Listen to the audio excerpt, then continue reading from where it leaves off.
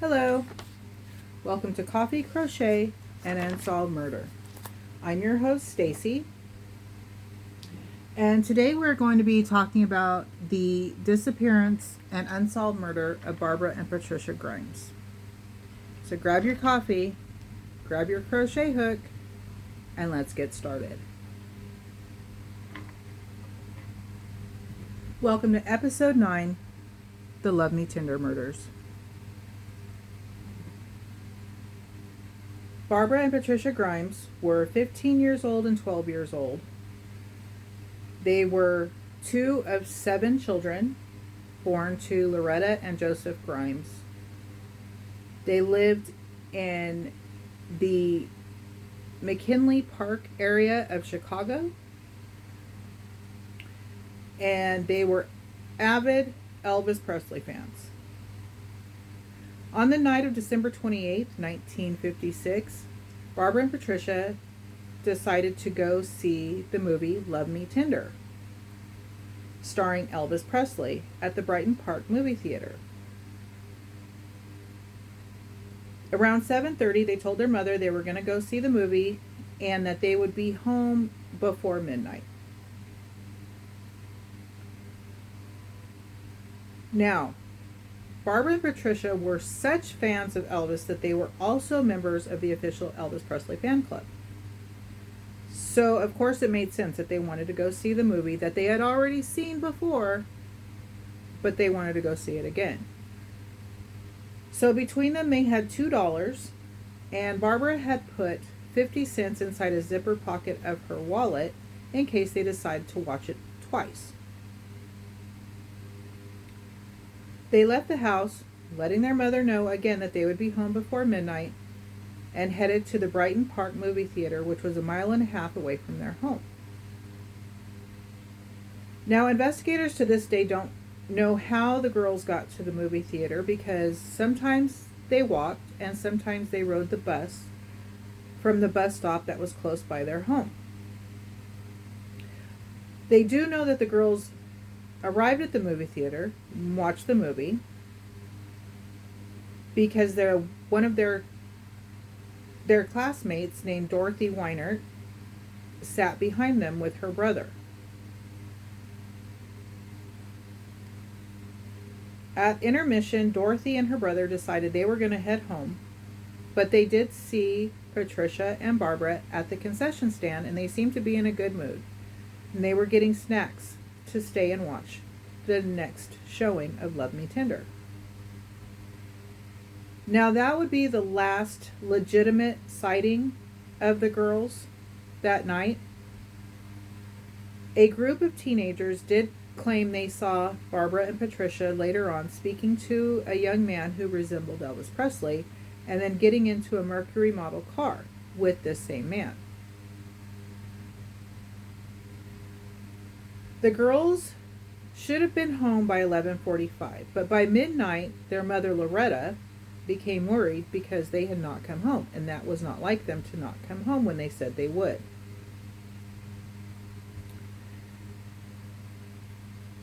So Loretta sent her oldest daughter, Teresa, who was 17, and her son Joey, who was 14 at the time, down to the bus stop to wait for the girls to get off the bus. And in the meantime, Loretta gets on the phone and she starts calling Barbara and Patricia's friends to see if maybe they went home with them or were visiting, or if anybody had at least heard from them.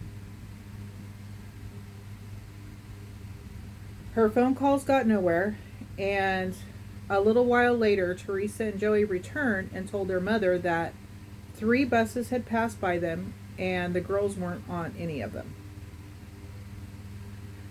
So at 2:15 in the morning, Loretta calls the Chicago Police Department to report her girls missing. The disappearance of Barbara and Patricia Grimes became one of the largest missing persons cases in Chicago history. Numerous law enforcement agencies from different suburban areas around the McKinley Park area joined the search, and a task force was formed.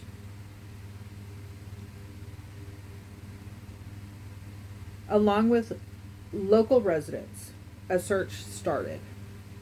There were 15,000 flyers made and distributed.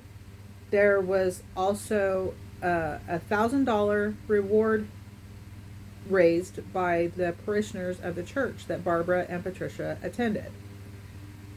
And that $1,000 would be equivalent today of about $11,900. So for that, that was a lot of money for that time. But let's back up a little bit, okay? Because, you know, the media got involved. There, all kinds of stuff happened. But that didn't happen right away. It took a week for the police investigators to even agree that the girls had been kidnapped or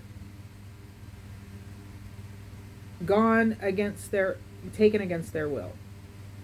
They had theories of their own in the first week, and they didn't want to shy away from those. One of the theories is that the girls ran away, which the family said, no, there's no reason.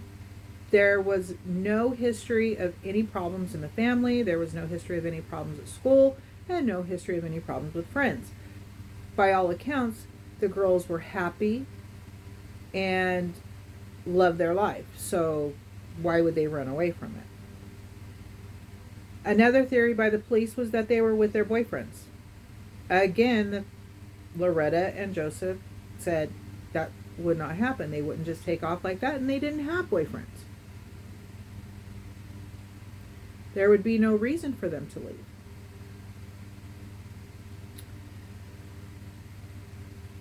So this would take a week for the police investigators to say, okay, all right, we'll treat it as a missing persons case. Now, as you all know, from watching, you know, all these shows, that you want to start looking and hopefully find them in the first few hours. Okay, those are the most important. But because the police didn't believe that they were missing against their will, yeah, there went that.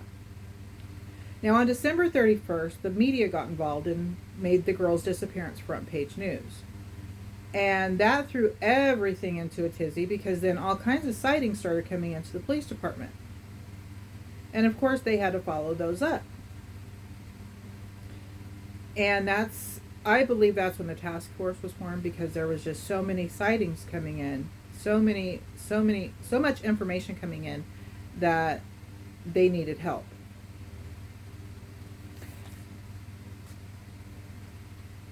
Now, you know, one of the theories that the police had was that the girls, because they were such Elvis fans, that maybe they ran away to Nashville to go see Elvis in concert. Another theory was that they just wanted to emulate Elvis and follow in his footsteps and just take off. But they're wrong on that, because if anybody knows Elvis, and I know about Elvis because my mother was a big Elvis fan, Elvis loved his mother, and he would not have worried her like that at all. So if they believed that these girls were such Elvis fans, they wouldn't have done that to their own mother, because Elvis would not do that to his mother. Okay? But I digress. Let's keep going.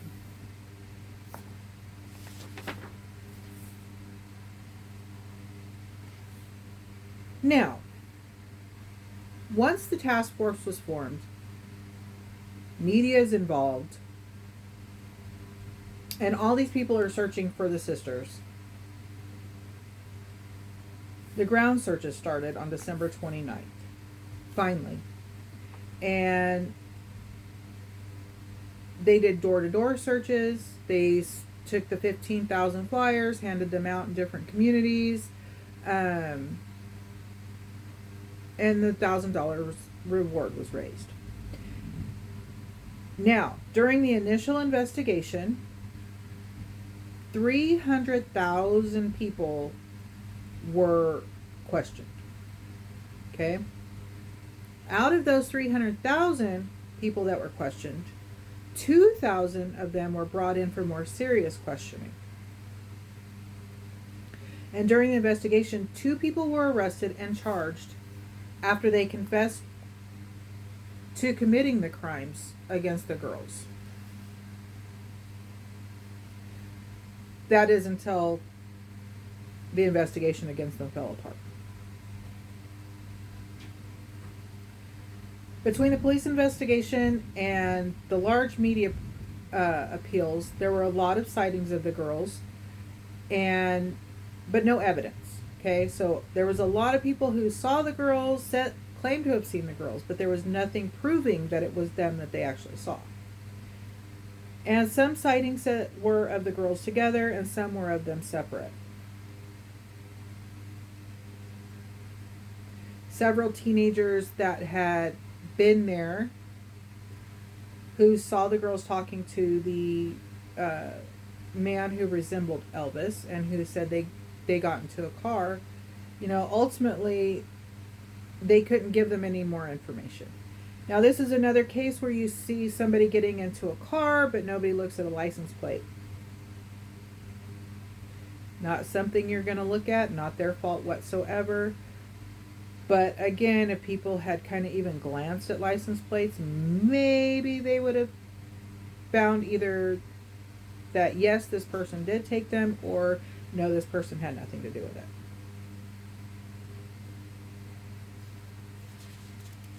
All the theories that came up were shot down by the parents, especially their mother, because she didn't believe that they would leave, that they would run away, that they would take off and follow Elvis, that they would do any of these things, because that just was not in their nature. And as a mother, even if you don't know everything about your kid, you know their nature. So she didn't believe any of the theories that the police came up with whatsoever. And I'm sure she had to have gotten frustrated because, her daughters are missing. They're 15 and 12. They're young girls. They told her they would be home. They made plans to be home. They took $2 with them, which would have gotten them bus ride, refreshments, and to watch a movie twice for 2 people. That wasn't enough to get them to Nashville. That wasn't enough for them to go follow in Elvis's footsteps or chase him around. So, a mother's intuition should never be thrown aside. Just saying.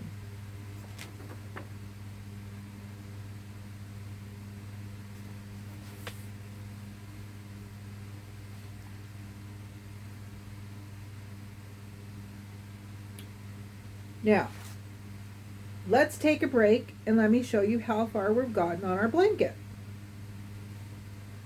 Got a little further. I'm running out of my colored yarn. So I don't know what I'm going to do next. Probably try to find the yarn. Because this is not going to be a whip. This is going to be our crime, coffee crochet, and unsolved murder crime blanket. Okay? It's our very first one, and we're seeing how long it takes to finish it. Because I don't know how big I'm going to make it. Haven't decided that yet. If you have any ideas, leave them in the comment section. Tell me how long I should make this. But we've got 1, 2, 3, 4, 5, 6. I'm on the last row of this color. And let's see. So then after this color, I'm going to go back. This is what's left of this color. Hopefully I can get 7 rows out of this one.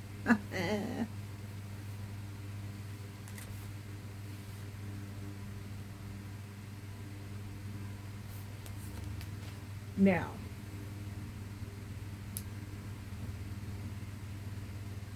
the media seem to be taking the girl's disappearance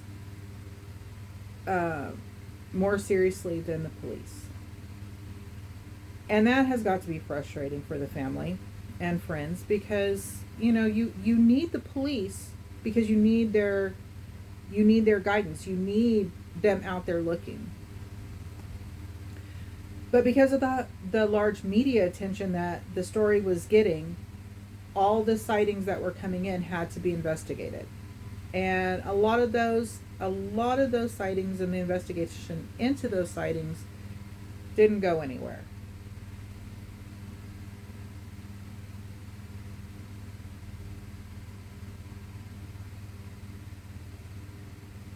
Now, finally, Loretta made a public plea. She didn't believe the girls ran away. She didn't believe that they left on their own fruition. She didn't believe they were following Elvis. She didn't believe any of the theories, but she went out publicly and she made a plea to the people, person or persons, who took her daughters. And I quote, "If someone is holding them, please let the girls call me." And she also made a plea to the kidnappers and told them through media personally that I'll forgive them from the bottom of my heart for taking the girls. So she even tells the kidnappers, I forgive you. Just let them call me. Just let me have proof of life. Just let me know that they're okay and that they're alive. And unfortunately, she would never get that. I couldn't fathom any of my kids disappearing. Not at all. Even as adults, I couldn't imagine them disappearing. So, for this poor mother to be going through this, plus having to be there for her 5 other children, I just can't imagine. Ironically, the story of the girl's disappearance was heard about all over. So it wasn't just local media that had the story. It ran all over. And on January 19th, 1957, and I believe it was their love of Elvis that reached this far, there was an official statement, a televised statement released from the Elvis Presley's Graceland estate. And it was a statement aimed at specifically at the girls. And this is what it said. If you are good Presley fans, you'll go home and ease your mother's worries. Again, even this statement suggests that the girls ran away, that they believe the girls ran away. This whole time. Now, Elvis himself, on a radio interview, made a direct plea to the Grimes sisters, imploring them to return home to their mother.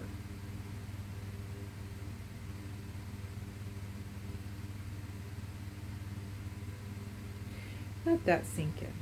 They were such big Elvis fans. And their disappearance grabbed Elvis's attention. And he had no information other than what was given through the media. And he believed that the girls had ran away. I never found another statement from the Graceland estate or that Elvis made after the girls' bodies were found.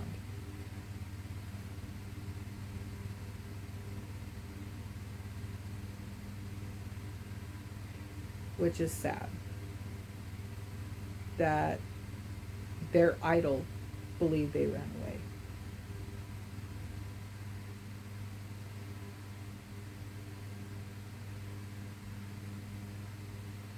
On January 22nd, 1957, a construction worker named Leonard Prescott was driving in an area that was, it was a rural country road. It was named German Church Road, and it was approximately 200 feet east of County Line Road. And there had been a recent snowfall, but there was a rapid thaw. So in that time, you have this, all of a sudden you got this snowstorm that comes in, but then it freezes for a while, and then all of a sudden it just thaws all of a sudden because it warms up.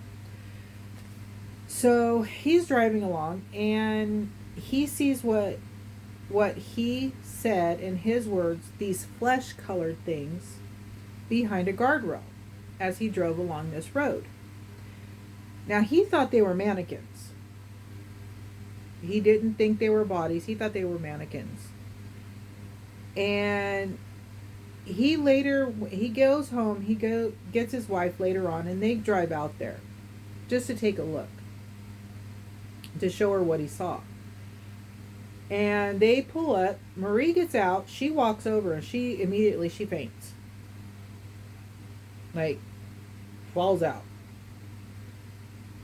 And the reason why she fainted was because what she looked at was not mannequins. It was the nude, frozen bodies of two young girls.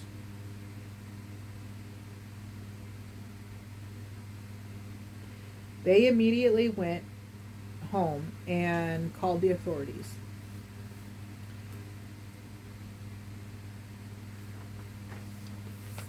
Now, at this point,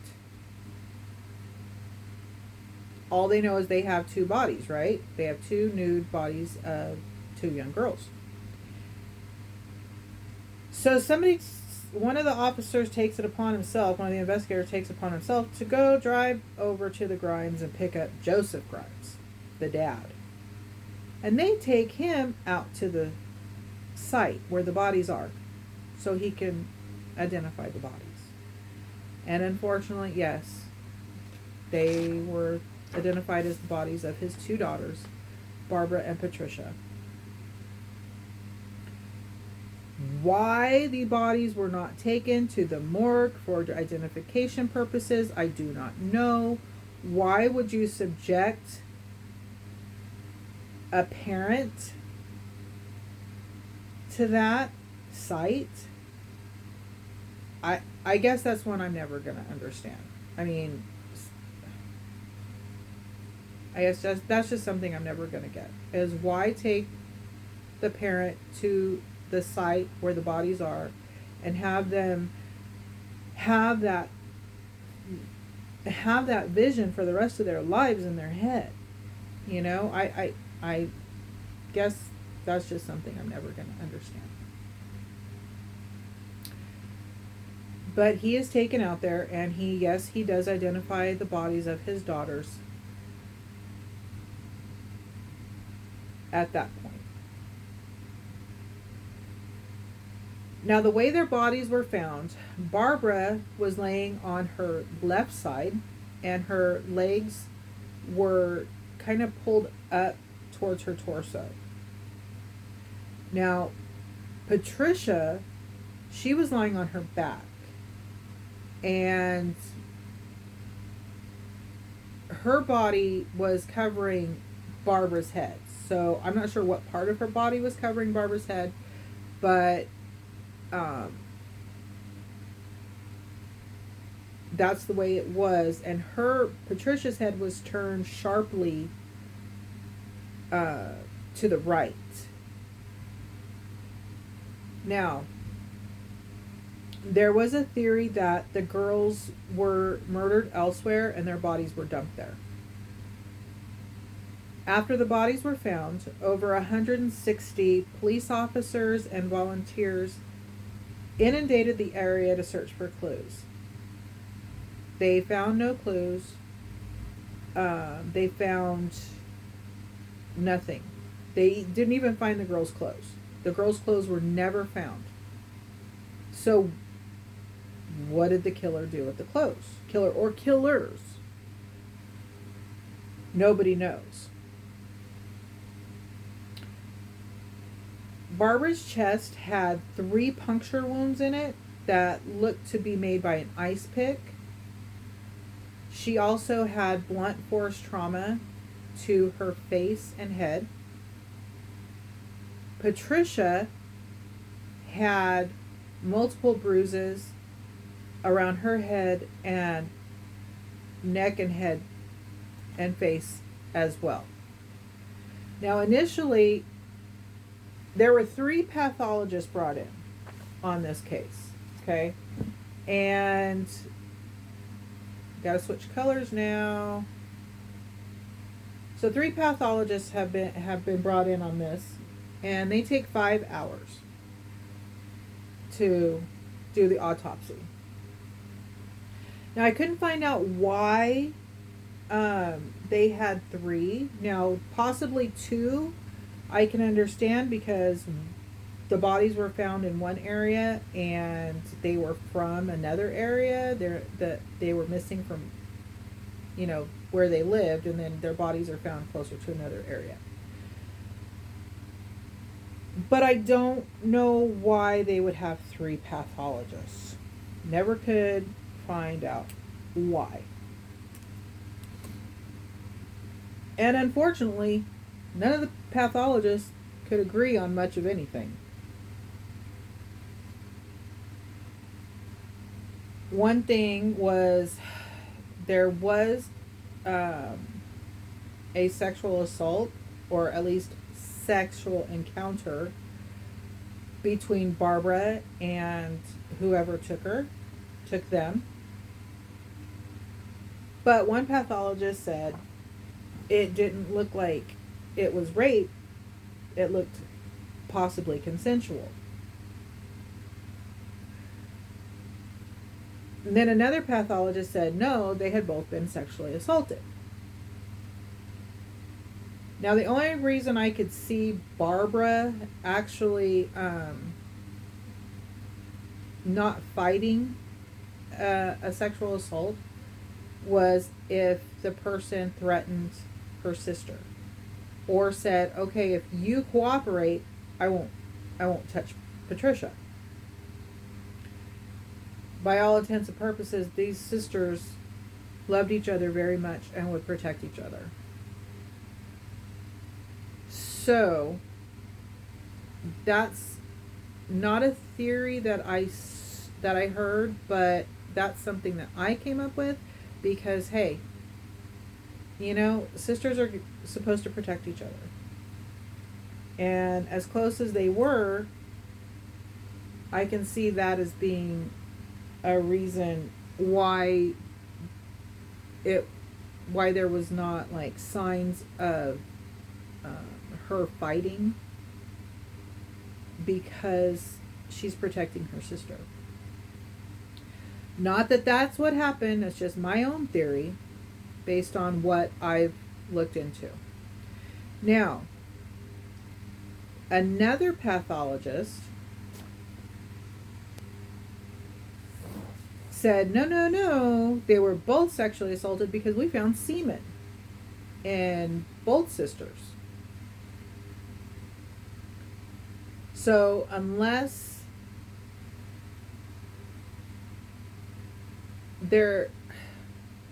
it's hard to say, because you've got 3 different pathologists, and none of them are really on the same page. They had a hard time with cause of death. They had a hard time with time of death. They never could really get an actual time. They came up with possibly 5 hours after the girls had been at the theater that they were killed. But still, another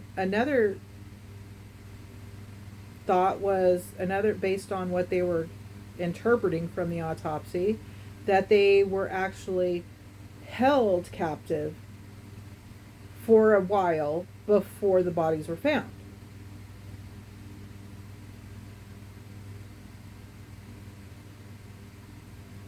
This case is so strange. And it's no wonder that it's still unsolved.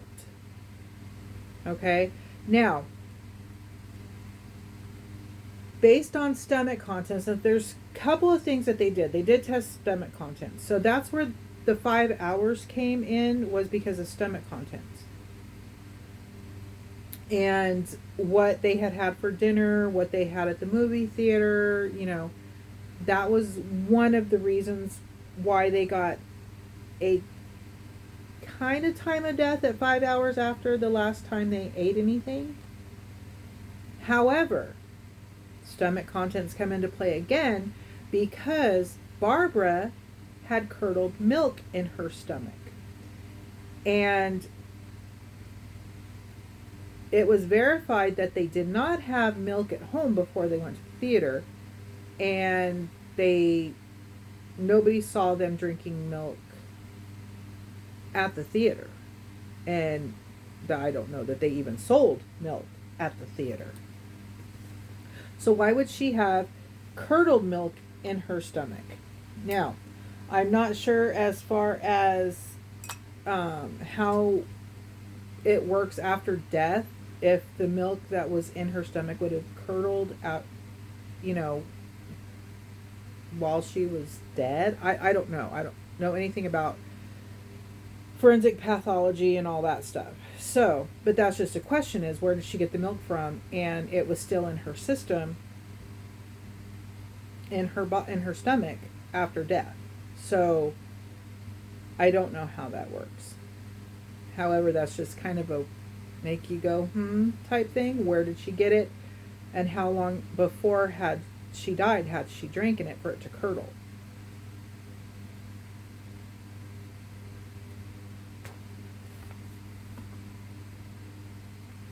There were other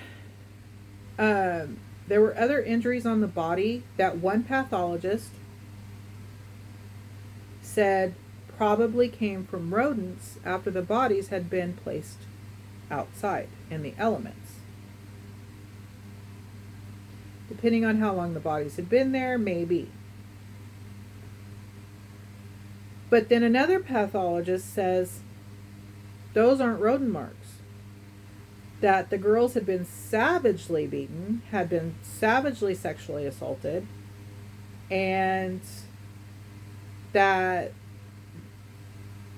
the marks weren't rodents. That's them being beaten and murdered. But the only thing that all three pathologists could agree on was murder.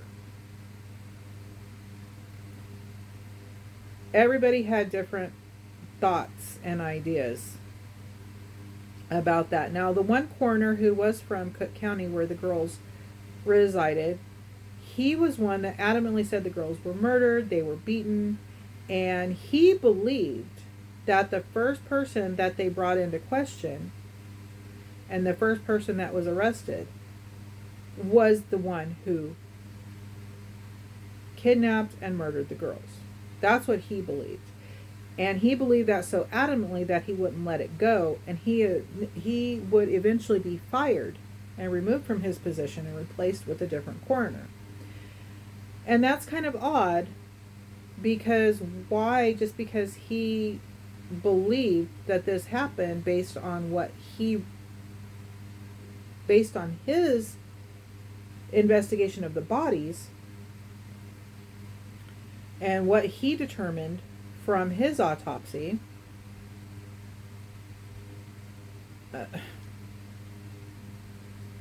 But there might be a reason, and we'll get into that when we get into the suspects, okay?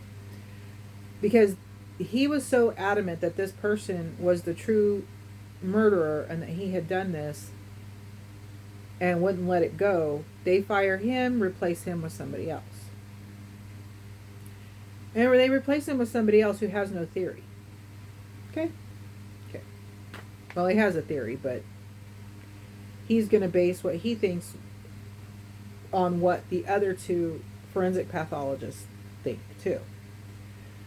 So we know that we have their death approximately 5 hours after they disappeared. However, It might not be, because here's another thing. The girls were nude, their clothes were never found, but their bodies were clean. Except for they did find semen. Now, they did find semen. Now, I don't know that they ever have over the years tested that against anything else. I'm not sure. Because I never found any evidence that they did do any testing on anybody that had that they questioned or that they arrested, or if they even had testing back then that they could even use that and find out who it was. I'm not an expert. I'm just telling you what I got. Okay? I wish I was an expert, but I'm not.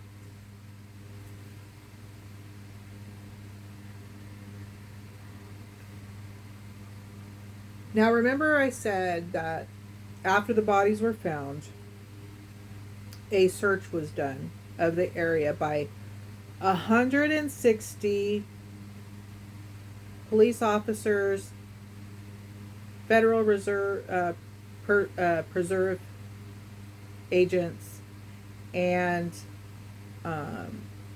by local residents. The Chicago Police Department was criticized for this because all of the residents that went out there, and I'm not sure if the Federal Preserve agents were trained or not, but the local volunteers had no training whatsoever on how to search for clues, how to identify what might be evidence or anything like that. And they were allowed to trample through the crime scene. So this means any evidence that was found, or possible evidence that was found, could be contaminated and probably wouldn't have been able to be used in court anyway. But because of so many people out looking, the police department was criticized for this, and it had to live that one down. Now, mind you, understandably, they have all these people helping because of the media presence and the local people, local friends of the family, all wanting to help and help find out what happened to these girls. You know, I don't know. But the way the police handled this case from the beginning was horrible. So, you know, there's a combination of everything.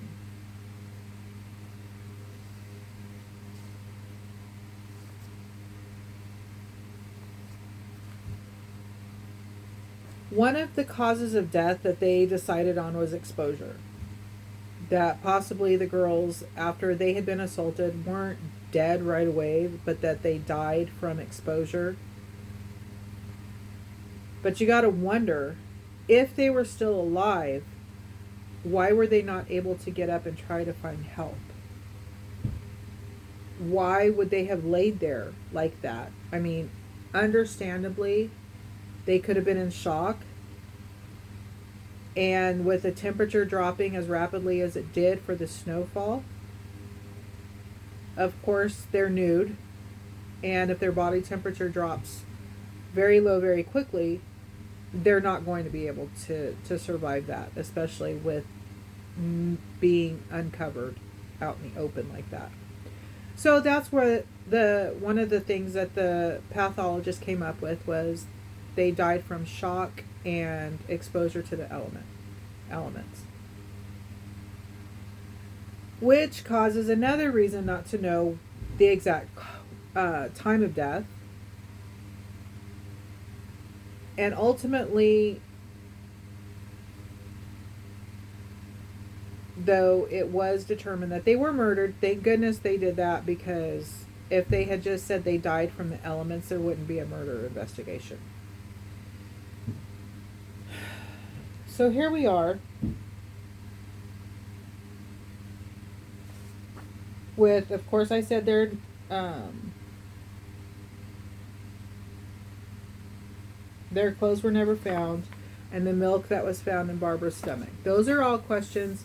Where were their clothes? They never found their clothes anywhere. No, I don't know if they even looked in landfills. I don't know how much they searched for any clue as to where their clothing was or anything.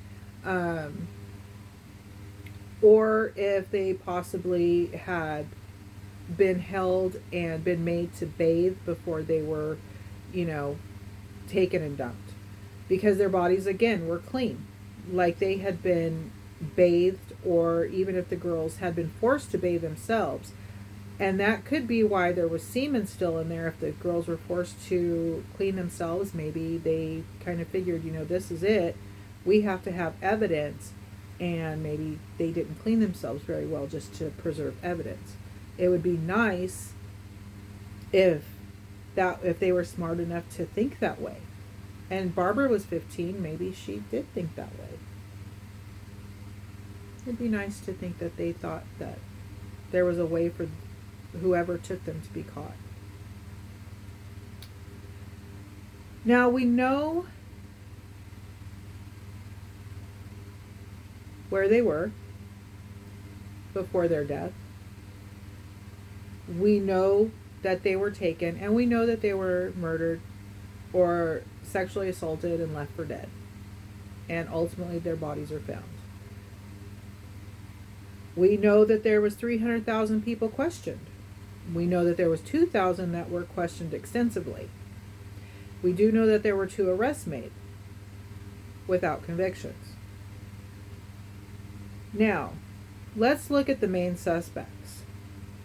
Okay? So, the first suspect was the original suspect.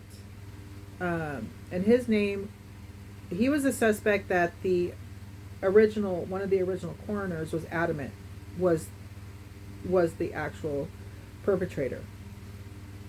And that was the one who wouldn't let that go. And the first suspect's name was Edward Bedwell. Now, Edward Bedwell was 21 years old. He was originally from Tennessee. He was a semi-literate drifter. Now, Bedwell was kicked out of his home in Tennessee, and he made his way to the Chicago area. He worked at a restaurant, and the owners of the restaurant where he worked, I believe he also resided above the restaurant. This tall 21-year-old man resembled Elvis Presley. Now remember, the first sightings after the girls disappeared was that they were seen talking to a taller man who resembled Elvis, and that they got into a Mercury model vehicle with this man. And lo and behold, Edward Bedwell is a tall 21-year-old man who resembles Elvis Presley.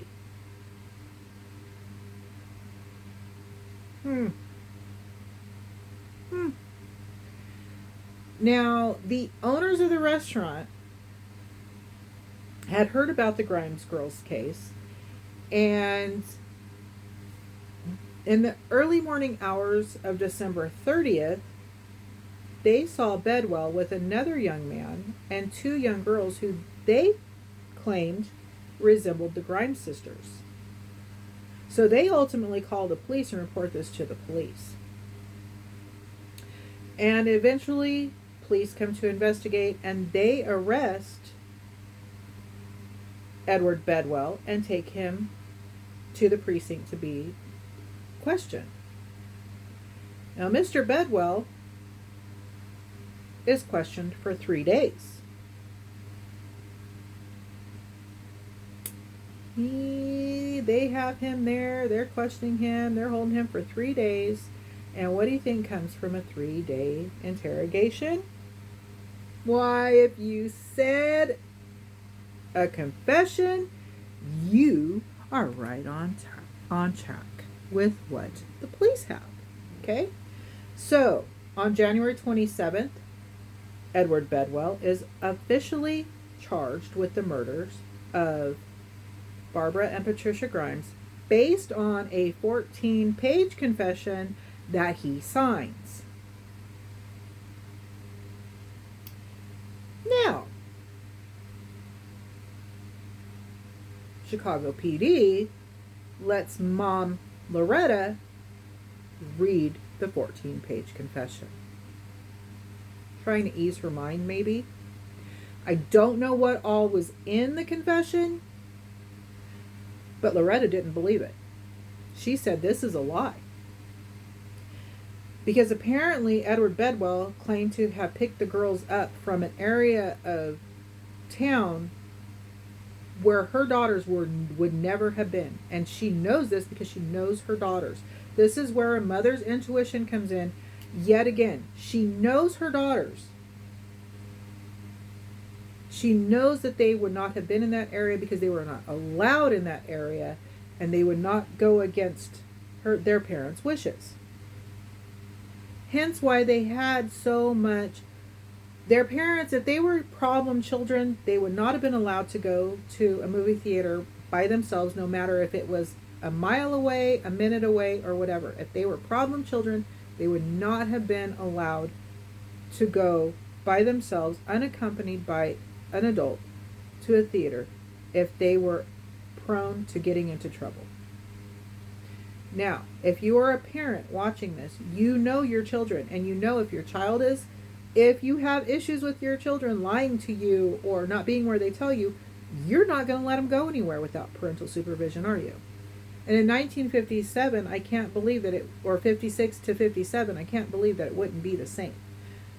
Though, a lot of times, back in those days, there weren't a lot of problem children as there are now, because children weren't as outspoken and they weren't as prone to being rebellious in that time, especially the young girls.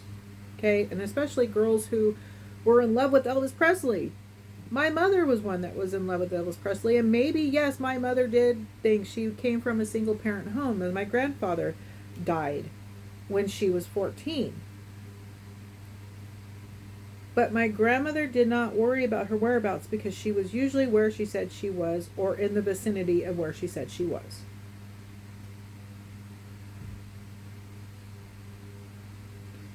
Those were different times. Okay? If you're my age, you watched Happy Days. Those were the times.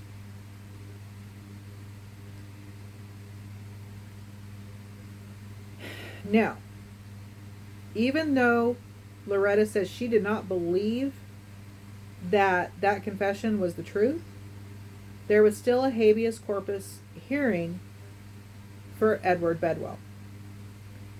And during that hearing, two young girls who were cousins came forward and said, guess what? That wasn't the Grimes sisters that were with those two, Edward Bedwell and his friend, on December 30th. That was me and my cousin. We were at the restaurant with them. We were the two girls that were there. So, based on Edward then saying, you know what? They coerced me into making this statement, signing this confession. I didn't do this. I never saw the girls. I wasn't around those girls. And, they kept me for 3 days interrogating me. I finally just told them what they wanted to hear. Ultimately, between those two things happening, he was acquitted. So Edward Bedwell was acquitted. Now, even though Edward Bedwell was acquitted, the original one of the original coroners, the one who had been fired, he still believed, and I firmly stand that he probably believed that, to this day, the man was acquitted, double jeopardy rules, he can't be tried again. But there was no, other than the confession, there was no evidence that of him being the person who committed this crime. Now, I said there were 2 people who were arrested. The next one was Max Fleeg. He was 17 years old. He was the next suspect that came up, and he was asked to take a polygraph. Now, he was 17. Polygraph could not be admitted into any evidence whatsoever, no matter what happened during that polygraph, because he was underage. And he didn't have to take a polygraph because he was underage. He didn't have to agree to it. He could have said, nope, not doing it. But he agreed to take a polygraph. He wanted to take a polygraph. And during the polygraph, he admitted to murdering the girls. That confession could not be used during the polygraph because, guess what? He was 17 years old. He was underage. And technically, he wasn't supposed to do a polygraph in the first place. Now, even though he did confess, there was no evidence linking him to the crime. So, again, here you have, this time the police is thinking, he's just making a false confession because he wants his 15 minutes of fame, that he didn't actually have anything to do with it. So he was never charged. He was arrested but never charged. However, old Mr. Max was later arrested for an unrelated murder of a young woman. Go figure. Another suspect was brought up was Walter Cram. Now, he was 53 years old, and he caused himself to be a suspect because he called the Chicago Police Department's switchboard operator complaint room on January 15th. And he told the operator that the girls were dead. Now, this was before their bodies were found. He tells the operator that the girls are dead, and he tells them where the bodies can be found. Now, here's where it gets kind of crazy. The area where he said the girls could be found was about a mile away from where they were actually found. And when he made that call, he didn't leave his name. But in 1957, they could trace phone calls. Didn't know that one till I did this case. But they traced his location from that phone call. And when they found him, they questioned him. And when they questioned him, he said, you know what? When I drink heavily, I have psychic visions.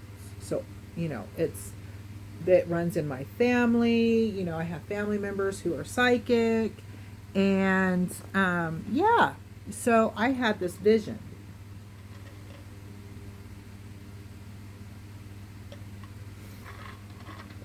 And that's how I knew where the girls could be found and that they were dead.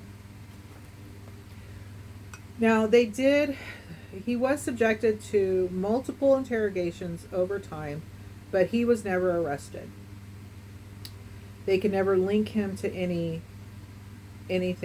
to do with the murder other than his phone call that they were dead prior to them being discovered and where they could be found. Now, mind you, he was within a mile.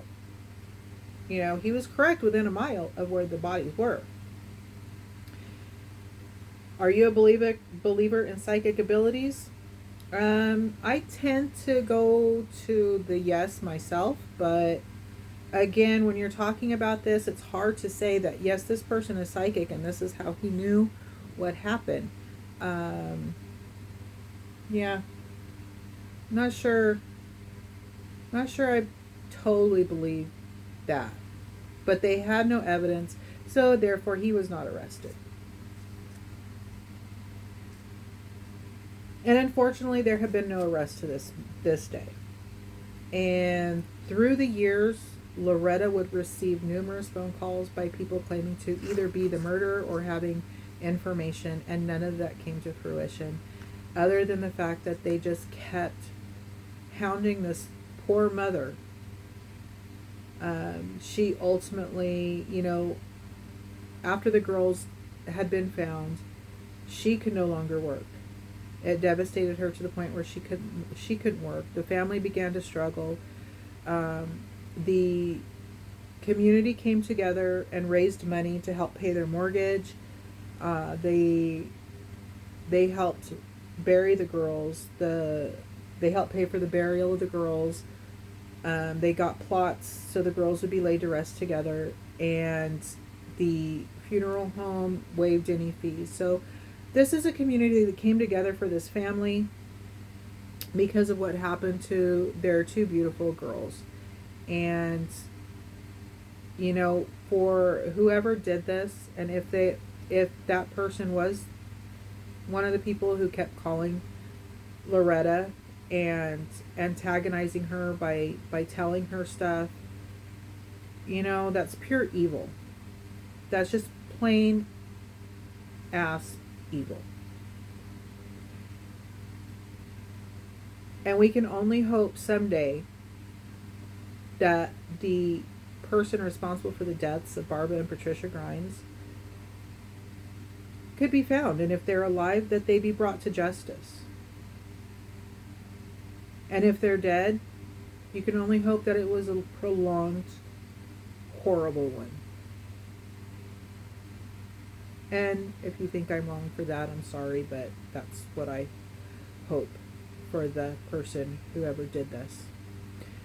And maybe it's somebody who is in jail or who did go to jail for another crime, but they never paid for this one.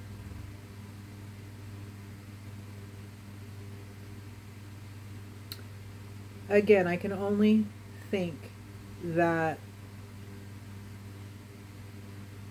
the girls try to protect each other.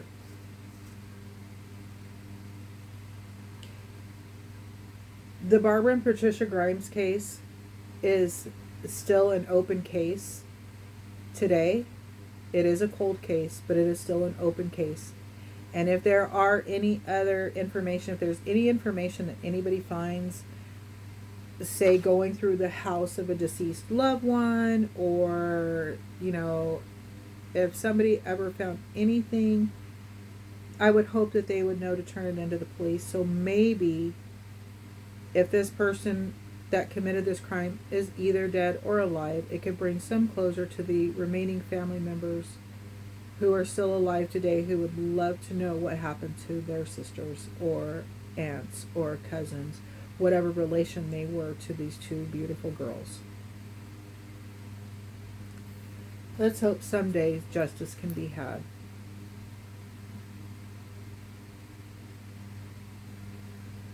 And there is the Love Me Tender murders. Thank you for watching. Tell your family and friends about my channel, Coffee, Crochet, and Unsolved Murder. Subscribe and don't miss an episode. Thank you for watching.